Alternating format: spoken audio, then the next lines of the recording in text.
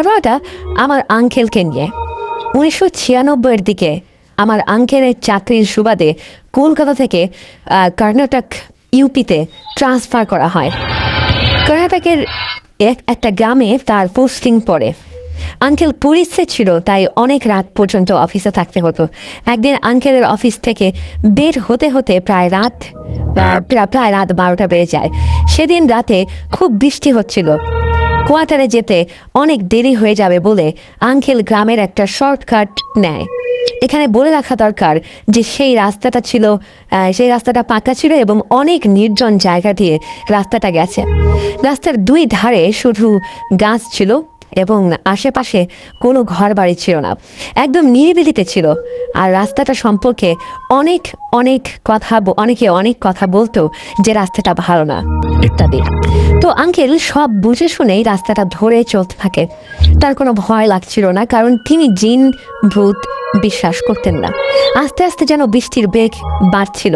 হেডলাইটের আলোতে যতটুকু দেখা যাচ্ছিল, তিনি অনেকক্ষণ ধরে বাইক চালাচ্ছিলেন এবং ঘড়ির দিকে তাকিয়েছিলেন যে 1:30 পার হয়ে গেছে। হঠাৎ তিনি হেডলাইটের ঝাপসা আলোতে একটা মেয়েকে দেখতে পেলেন এবং তিনি ভাবলেন যে এত রাত্রে এখানে একটা মেয়ে কি করছে। তিনি মেয়েটার যখন একটু কাছাকাছি আসলেন, তখন দেখলেন যে মেয়েটা একটা লাল বিয়ের শাড়ি পরেছিল এবং সে সম্পূর্ণ ভিজেছিল আর রাস্তার ধার থেকে আঙ্কেলকে বাইক দাঁড় করানোর জন্য ইশারা করছিল। হেডলাইটের আলো থেকে স্পষ্ট দেখা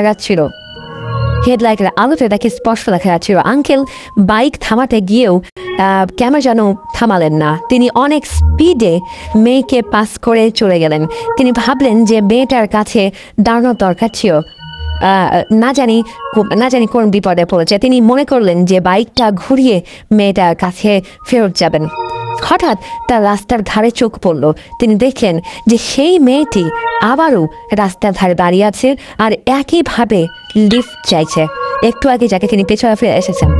আঙ্কেল মোটেও ভীত ছিলেন না, কিন্তু তিনি মেয়েটিকে দেখে প্রচণ্ড ভয় পেয়ে গেলেন আর এবার আরও জোরে মোটর বাইকটাকে মেয়েটাকে পাস করে চলে গেলেন। তিনি বুঝলেন যে তার হাত পা অবশ হয়ে যাচ্ছে। মেরুদণ্ড দিয়ে যেন শীতল স্রোত প্রবাহিত হতে লাগলো। তিনি কিছু দূরে গিয়ে হঠাৎ দেখলেন যে সেই মেয়েটি আবার রাস্তার ধারে দাঁড়িয়ে। তিনি তার বাইকের স্পিড আরও বাড়িয়ে দিলেন। তিনি ব্যাক ভিউ মিররে দেখলেন যে মেয়েটা একটা অদ্ভুত রকম হাসি দিয়ে তার বাইকের পেছনে দৌড়াচ্ছে। তিনি স্পিড মিটারে তাকিয়ে দেখলেন যে তার বাইকের স্পিড প্রায় 100 ক্রস করে ফেলেছে। এটা দেখে তিনি আরও ভয় পেয়ে গেলেন। তিনি মনে মনে হনুমান চল্লিশা পড়তে লাগলেন। তার মাথা কাজ করছিল না। এভাবে কতক্ষণ তিনি বাইক চালিয়েছেন তার মনে নেই। তিনি কোনো এক সময় একটা হাটে পৌঁছান এবং সেখানে নাইট গার্ডদের দেখতে পেয়ে তিনি তাদের কাছে যে অজ্ঞান হয়ে পড়ে যান। পরে তিনি পুলিশের চাকরিও ছেড়ে দেন।